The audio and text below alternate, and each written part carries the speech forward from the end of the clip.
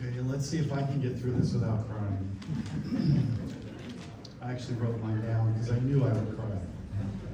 So good morning, my name is Thomas Hart.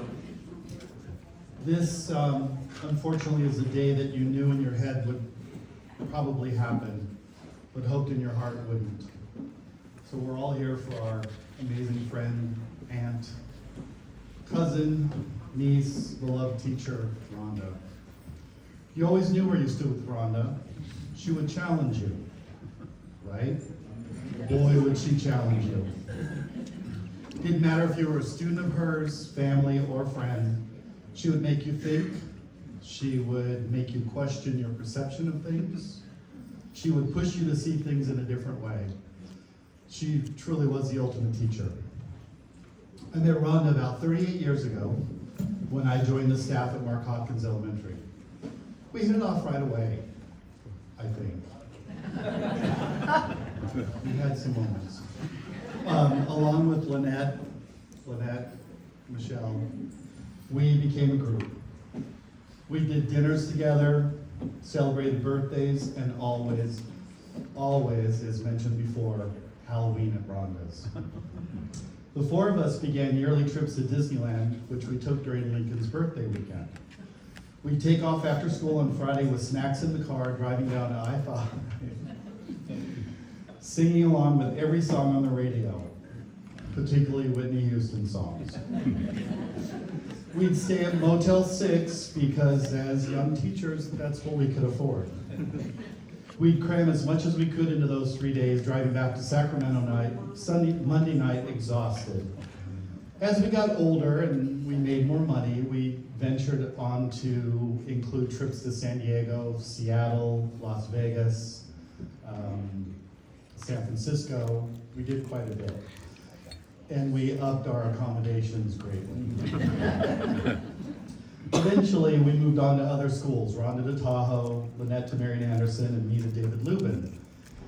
Rhonda and I were union reps, as was mentioned earlier, at our respective schools, and decided one year, probably after a few drinks, that we would run as local delegates to the NEA convention.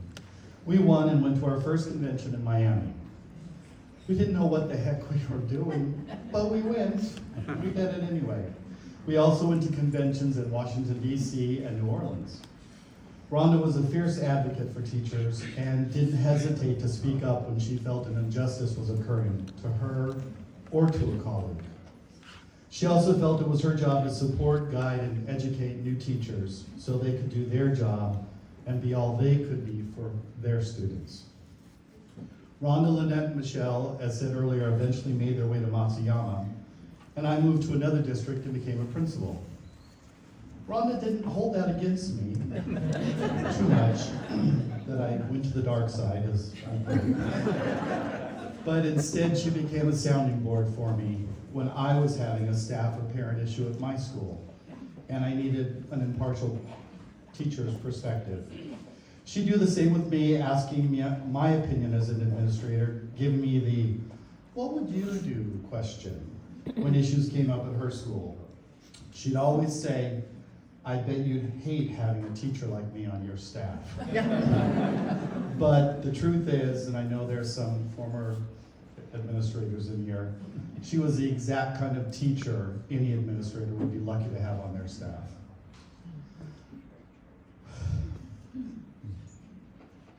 Almost made it.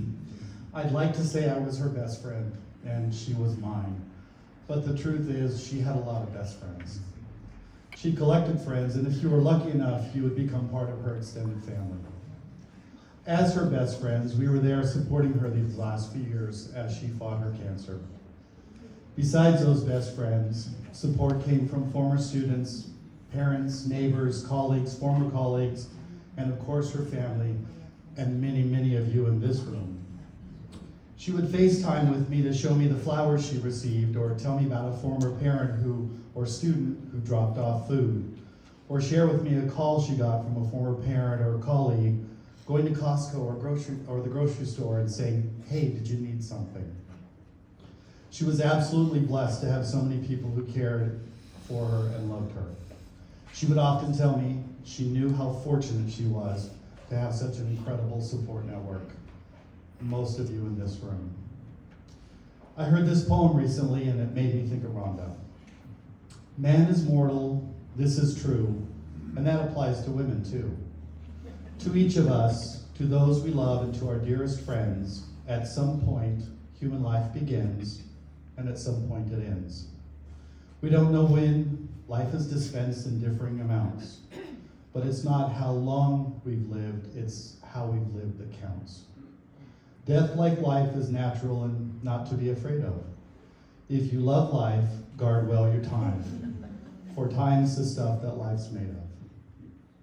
Rhonda lived her life well and had a well-lived life.